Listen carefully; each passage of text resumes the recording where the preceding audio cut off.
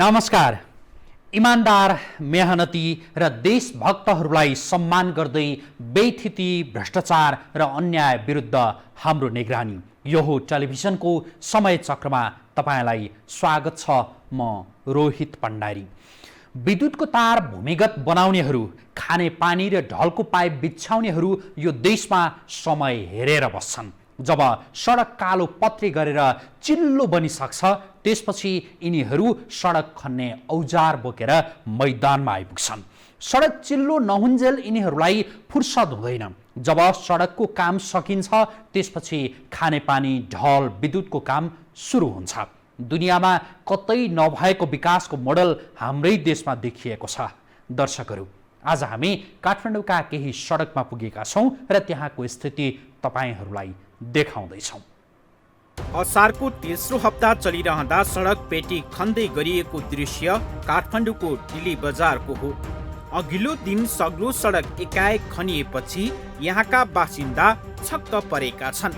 यो सडक पेटी खनिएको कारण खानेपानीको पाइप बिछाउनका लागि रहेछ। मेलम्ची खानेपानी परियोजनाका पाइप बिछाउनका लागि आवश्यक भएरै सडक खनिएको होला। पाइप बिछाउन परेपछि सडक खन्नै पर्यो, रोक्ने कुरै भएन। यसलाई अन्यथा पनि भन्न मिल्दैन। आवश्यकता पानी र सडक दुवै हो।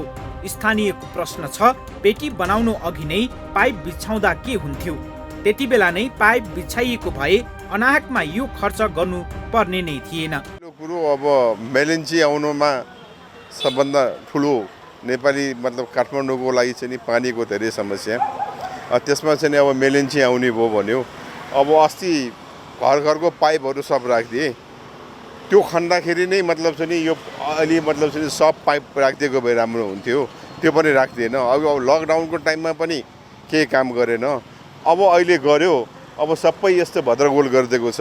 अब कहिले पुर्ने हो, कहिले पाइप फिट गर्ने हो। अब फेरि चाहिँ अस्ति मात्र भर्खर पिच भयो सडक। अब पिचमा आएर सबै धुलोहरू सबै आउने भयो, माटोहरू सबै आउने भयो। आखिर फोहोरको माथि फोहोरै भयो। सरकारले के गरे हो? त्यो सरकार, खानेपानी, सडक विभाग कसरी चाहिँ नमिलेको हो, यो चाहिँ बुझ्न सकेन हामीले। यो सडक लकडाउनकै बीचमा कालो पत्रे गरिएको थियो। 1 महिना अघि मात्रै कालो पत्रे गरिएको सडक खानेपानीको पाइप बिछाउनका लागि खनिएपछि पुनः खराब भएको छ। यदि यो सडक कालो पत्रे नगर्दै पाइप बिछाइएको भए र त्यसपछि मात्रै कालो पत्रे गरिएको भए यसरी दोहोरो खर्च हुँदैन थियो। एउटै खर्चमा सबै काम सम्पन्न हुन्थ्यो। अब यो त एउटा के सिस्टमै छैन नेपालमा। जबसम्म नेपालमा सिस्टम हुँदैन तबसम्म यो प्रवृत्ति चाहिँ नि यो फटाई प्रवृत्ति चाहिँ नि यो चलिरहन्छ। यो जोसुकै सरकार आओस्, जेसुकै होस्, जबसम्म सिस्टममा जाँदैन तबसम्म यहाँ चाहिँ नि यस्तो चाहिँ नि कसरी चाहिँ नि सरकारको ढुकुटी सिद्ध्याउने त्यसैमा लागि परे हुन्छन्। अर्कोतर्फ खानेपानीका लागि आवश्यक भएर सडक भत्काइएको हो भने पाइप राखेपछि दुरुस्त पारेर सडक पुरिए पनि त हुन्थ्यो। एउटा निकायले सडक कालोपत्री गर्छ, अर्को निकाय आएर कसैलाई नसोधी भत्काउँछ। भत्काउने र बनाउनेले त ज्याला र भुक्तानी पाउलान्। जनताले चाहिँ शास्ति नै पाइरहेका छन्। अब अलिकति केही राहत हुन्छ, व्यापार व्यवसाय हुन्छ भन्ने हिसाबले बसियो। त्यो पनि अब बिचमा आएर यो काम गरिदिएपछि अब यहाँनिर अलिकति अप्ठ्यारो त भइहाल्यो सबैलाई होइन। अब बुझेर पहिले यो लकडाउनभरि नै गर्दा हुन्थ्यो, फुर्सद थियो सबैलाई होइन। त्यो बिचमा फेरि यो गर्नै नपर्ने ठाउँमा आएर पिचै गरिदिएको थियो रोडमा। पहिला नै अस्ति भर्खर मात्रै पिच गरेको रोड हो होइन, फेरि आएर गरिदिएको थियो। यता सबै टाइल यो ब्लकहरू ओछाइसकेको थियो, अब फेरि आएर यो काम गर्दै क्या। लकडाउनका कारण लामो समयदेखि बन्द रहेका पसलहरू अहिले खुल्न थालेका छन्। तर सडकको हालत यस्तो भएपछि पसलमा ग्राहक आउने सम्भावना अझै कम भएको छ। गलत नै भनौँ न, अब यत्रो महिनाको बन्द पछाडि अलिकति केही रिलिफ हुन लागेको थियो होइन। अब अहिले मान्छेलाई दाल रोटी खानै गाह्रो भइसकेको अवस्था छ होइन। त्यो बेलामा पनि आएर अनि यसो 2-4 दिन पसल खोल्दै थियौँ, फेरि अब यो लफडा सुरु भयो क्या। अब मान्छे यो बाटो नै हिँड्दैनन् मान्छेहरू, त्यही पसल लाउने, ढुक्ने, बस्ने मात्रै हो दिनभरि, अरू केही काम छैन। अब 3 महिनासम्म अब सरकारले एक्कासी लकडाउन गर्यो हेर्नु है, न केही गर्यो। हामीलाई त अब कसैलाई पनि केही गरेको छैन सरकारले गर्न त। अब लकडाउन भन्यो, भित्रै थुन्यो जनतालाई, त्यही त हो नि। राहत बाँडेका छन्, अब व्यक्तिगत तरिकाले बाँडेका छन्, सरकारले त केही गरेको छैन। अब पोहोर पनि यसरी नै खनेको थियो, अब पाइप हाल्ने भनेर। अब अहिले पनि यसरी न पानी आउँछ हेर्नु है। अब सरकारले अब यही हाम्रै पैसाको दुरुपयोग त हो नि यो त। हामीबाटै उठाएको तिरेको करबाट यसो गरिरहेछ, उसको मनमानी चलिरहेछ, न केही गर्छ। अब यो पैसा उठाउन लागि खोलेको यसले, करको लागि खोलेको यो लकडाउन पनि। अब यो के अरे क्लोजिङ सकेपछि बन्द गर्छ फेरि भनिरहेछ। सरकारलाई त के छ त, मर्ने त जहाँ पनि गरिबे हो। अब व्यापार छैन हेर्नु न। अब यो बाटो पसल खोलेको पनि हामीले धेरै दिन भएको छैन, 1 हप्ता जति भयो, र त मान्छे छिरेका छैनन्। अब यसरी बाटो भत्काएपछि को छिर्छ भन्नु न। सडक बनाउने भनेर भत्काउने तर महिनौसम्म पनि असरल्ल पारेर छान्ने प्रवृत्ति यहाँ पनि छ। भत्काइसकेपछि तुरुन्तै वा चाँडोभन्दा चाँडो बनाउने हो भने फरक पर्ने थिएन। तर निर्माणका नाममा व्यवसायीले स्थानीयलाई दिने शास्ति अति नै धेरै देखिन्छ। दिल्ली बजारमा मात्रै नभएर सँगैको पुतली सडकको हालत पनि उस्तै छ। यो सडकमा लकडाउनकै बीचमा ढल राख्नका लागि खनिएको थियो। ढल राख्नकै लागि कालो पत्रे सडक भत्काइयो। भत्काउन एकै रातमा भत्काइयो यो सडक, बनाउन भने महिनौं दिन लाग्ने स्पष्ट भइसकेको छ। ढल त राखियो, तर कालो पत्रे कहिले सम्पन्न हुने हो अझै ठेगान छैन। लकडाउन अघि ठिकठाक सडक लकडाउन खुकुलो भइसक्दा भत्ताभुङ्ग अवस्थामा पुगेको देखेपछि यहाँका बासिन्दा दिक्क छन्। अभियसली अब यसमा त अब तपाईँको यहाँको नगरपालिकादेखि लिएर अब हाम्रो नेपालको गभर्मेन्ट सरकारले पनि अब यस्तो कुरामा चाहिँ अब बेलैमा यसलाई चाहिँ यसको अब के गर्दा बेटर हुन्छ भन्ने खालकोतिर चाहिँ सोच्नुपर्ने। अब अहिले तत्काल तपाईँ देख्न सक्नुहुन्छ बाटोमा चाहिँ अब लकडाउन खुले लगतै, लकडाउन टोटल्ली खुलेको त छैन तैपनि अब खुले लगतै बाटोमा गाडी यस्तो सवारी साधनहरू गुडिरहेछ, उनीहरूले चाहिँ शास्ति भोग्नु परिरहेछ होइन। अब व्यवसाय गर्नेहरूले पनि अब नर्मल्ली दिनदिनै पसलहरू खोल्दै जानुपर्ने हुन्छ। अब बाटोको व्यवस्था राम्रो छैन। अब यहाँ काम भइरहेको छ, कतिपय ठाउँमा एउटा बाइक गाडी हिँड्ने ठाउँ छैन, बाटोमा अस्तव्यस्त तरिकाले काम भइरहेको छ। यसमा चाहिँ सम्बन्धित निकायको ध्यान आकर्षण हुनुपर्छ जस्तो मलाई लाग्छ।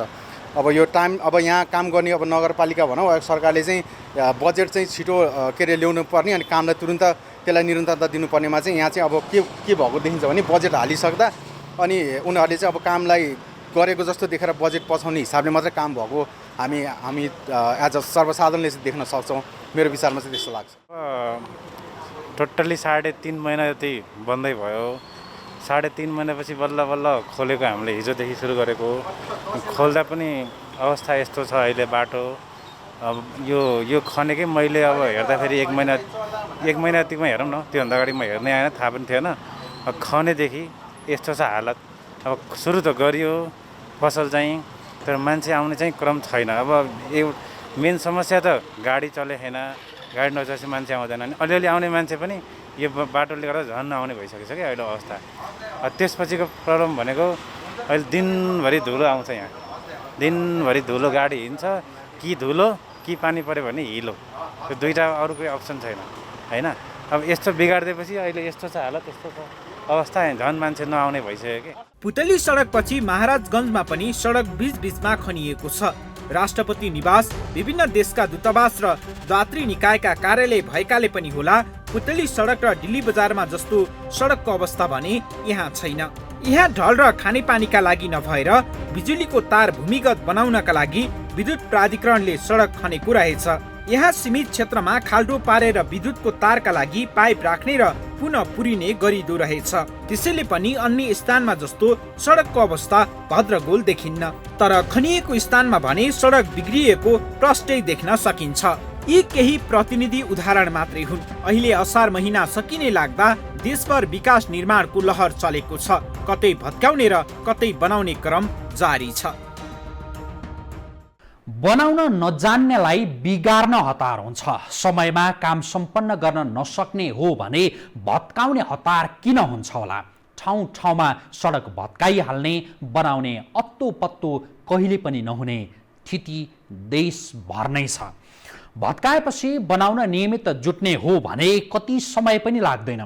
तर भद्रगोल अवस्थामा राखिरहने ठेकेदार, यस्तो दुरावस्था टुलु हेर्ने राज्य संयन्त्र कहिले पनि नसुध्रिने नै भयो। थप प्रसङ्गसहित उपस्थित हुनेछौँ छोटो ब्रेकपछि।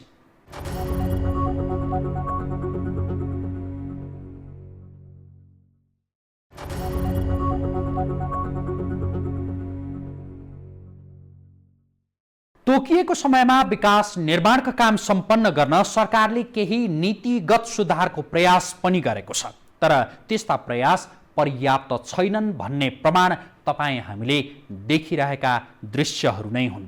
ससाना योजनादेखि राष्ट्रिय गौरवका योजना समेत नेपालमा हचुवाकै भरमा चलेका छन्। अर्बौं रुपियाँ खर्च भइसकेका योजनाहरू पनि तोकिएको समयमा सम्पन्न नगर्नेहरूलाई कुनै कारबाही हुँदैन।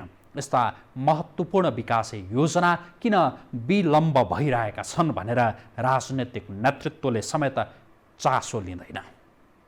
नेपालमा सानादेखि ठूला योजना पनि समयमा सम्पन्न नभएपछि सरकारले विभिन्न समयमा नयाँ नियम लागू गरेर योजना तोकिएको समयमै सम्पन्न गराउने प्रयास गर्दै आएको छ। जतिवटा नयाँ नियम लागू गरे पनि विकास निर्माणमा हुने गरेको ढिला सुस्ती कायमै छ। योजनाहरू तोकिएको समयमै सम्पन्न गर्न मोबिलाइजेसनको रकम घटाउने, साउन महिनामै विकास बजेट सम्बन्धी निकायमा पठाइसक्ने, जेठ 15 मै बजेट ल्याउने जस्ता नीतिगत सुधार भएका छन्। तर फिल्डमै गएर हेर्दा अहिले पनि असारे चटारो उस्तै छ। सरकारी विकास योजनाको जिम्मेवारी पाउने व्यवसायीले सुरुमै मोबिलाइजेसन नाममा 15% रकम पाउने गर्थे, अर्थात् 1 अर्ब रुपियाँको योजनामा सुरुमै 15 करोड रुपियाँ पाउने र त्यो पैसा लगेर अन्यत्र लगानी गर्ने केही वर्ष अघिसम्म चलन थियो। मोबिलाइजेसनका नाममा दिइने यस्तो रकमबाट निर्माण व्यवसायीले तोकिएको काम छाडेर अन्यत्र लगानी गर्न थालेपछि यस्तो रकम घटाइयो। अहिले सुरुमा 5% र सो बमोजिमको काम भइसकेपछि अर्को 5% गरेर मोबिलाइजेसन रकम दिने गरिएको छ। मोबिलाइजेसनमा गरिएको यो सुधारले खास फरक नपरेको जानकारहरू बताउँछन्। विकास बजेट समयमै गाउँ-गाउँसम्म पुग्न सकोस् भनेर नयाँ आर्थिक वर्षको 1.5 महिना अघि नै बजेट ल्याउने व्यवस्था संविधानमै गरिएको छ। जेठ 15 गते बजेट प्रस्तुत गर्नै पर्ने संवैधानिक व्यवस्था छ। यो व्यवस्थाका कारण नयाँ आर्थिक वर्ष साउन 1 गतेदेखि सुरु हुँदा विभिन्न निकायमा बजेट पनि पुग्ने र विकास निर्माणको काम गर्न समय अभाव नहुने ठानियो। नीतिगत रूपमा गरिएको यस्तो सुधारका केही राम्रा प्रभाव अवश्य छन्, तर गेम चेन्जर मानिएका राष्ट्रिय गौरवका आयोजनामा चाहिँ यसको खास अर्थ देखिएको छैन। उदाहरणका लागि 5 वर्षमा सम्पन्न गर्ने भनेर सुरु गरिएको 456 मेगावाटको माथिल्लो तामाकोशी जलविद्युत आयोजना 10 वर्षमा पनि सकिएको छैन। 35 अर्बमा बनाइसक्ने भनिएको यो आयोजनाको लागत 75 अर्ब पुगिसकेको छ। यस्तो हविगत अन्य धेरै आयोजनाहरूले पनि भोगिरहेका छन्। वस्तु तथा सेवा खरिद प्रक्रिया थप व्यवस्थित बनाउने, ढिला सुस्ती गर्ने, व्यवसायीलाई कस्ने उद्देश्यले सरकारले सार्वजनिक खरिद ऐन 2063 संशोधनका लागि विधेयक पनि तयार पारिसकेको छ, जसमा मोबिलाइजेसनको रकम लिएर जाने तर सो रकम तोकिएकै काममा प्रयोग नगर्ने ठेकेदारहरूको सम्झौता रद्द गर्ने र कालो सूचीमा राख्ने सम्मको प्रावधान राखिएको छ। मोबिलाइजेसनको रकम लिने र वर्षौंसम्म योजना लम्ब्याउन ठेकेदार कर्मचारीको मिलेमतो अन्त्य गर्ने गरी खरिद ऐन संशोधनको प्रस्ताव पनि भएको छ, जस अनुसार कुनै व्यवसायीले मुनासिब कारणले तोकिएको समयमा योजना सम्पन्न गर्न नसकेको अवस्थामा नेपाल सरकारलाई थप दायित्व सृजना नहुने गरी मन्त्री परिषदले समय थप गर्न पाउने प्रस्ताव धेरै महत्त्वपूर्ण छ। यो प्रस्ताव पारित भएमा समयमा काम गर्न नसक्ने ठेकेदारहरू स्वत तह लाग्ने परिस्थिति सृजना हुनेछ। सार्वजनिक खरिद ऐनमा गर्न लागि संशोधनले केही सुधार अवश्य होला, तर कानुनमा केही उल्लेख गर्दैमा सबै कुरा आफसे आफ सुधार हुँदैनन्। सुधार गर्न बसेका पदाधिकारीहरू सक्षम भएनन् भने कानुन एक कागजको टुक्रामै सीमित भएर रहन्छ। विशेष गरी राष्ट्रिय गौरवका आयोजनामा प्रधानमन्त्री तहबाटै वर्षौंदेखि भइरहेको लापरवाही एक ठूलो अपराध नै हो, जुन योजनाहरूले राष्ट्रकै जीवनमा प्रभाव पार्छन् तिनमा समेत बेपरवाह हुने सरकार सजायकै भागीदार हुन पर्ने हो। तर यहाँ यस्तै छ। थप प्रसङ्गसहित उपस्थित हुनेछौँ छोटो ब्रेकपछि।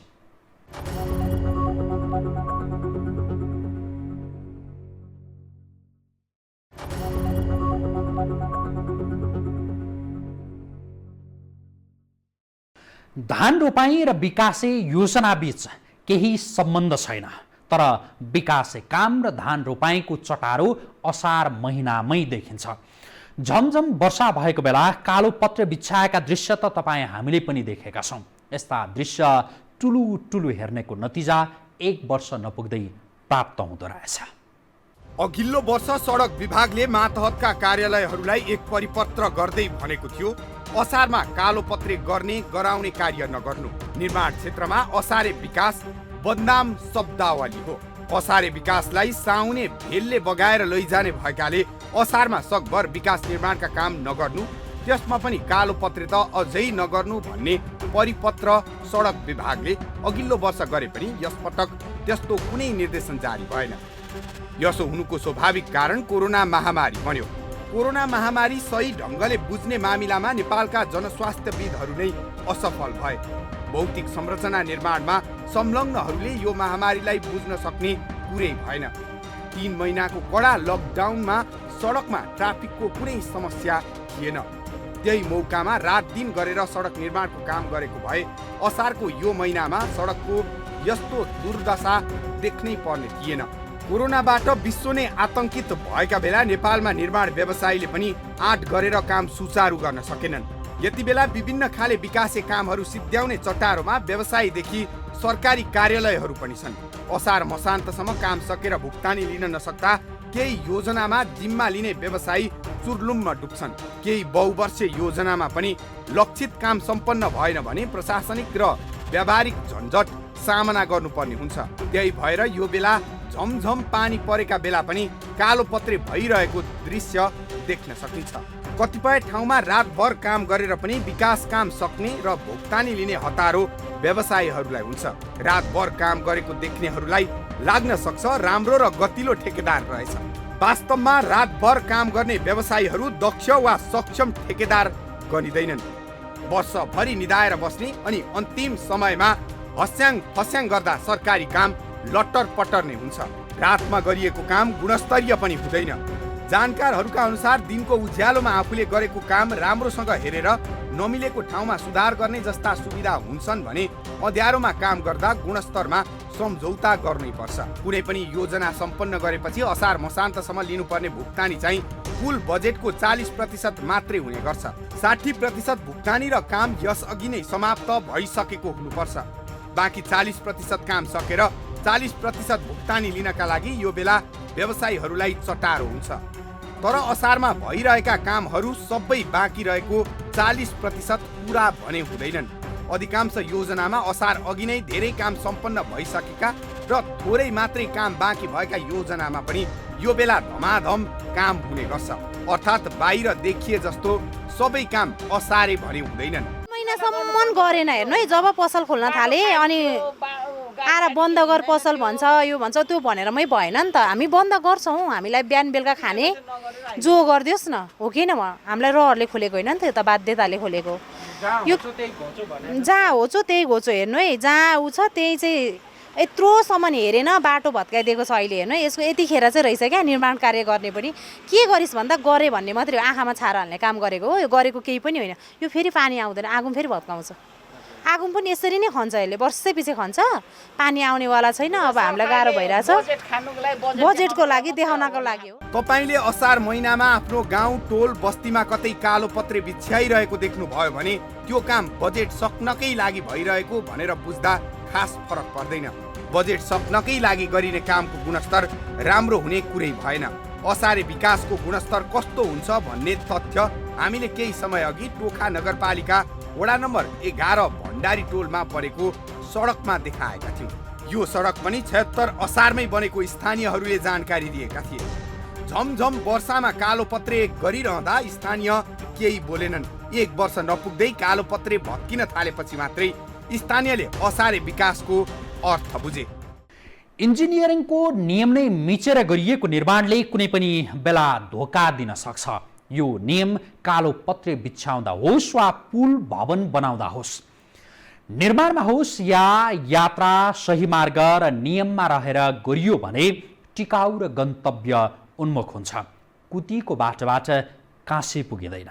हाम्रो देशका नीति निर्माता र 3 करोड जनताका भाग्य निर्माताहरूले यति कुरा कहिले बुझ्लान्। समय चक्रको आजको प्रस्तुति सकियो। अहिलेलाई बिदा दिनुहोस्। नमस्कार।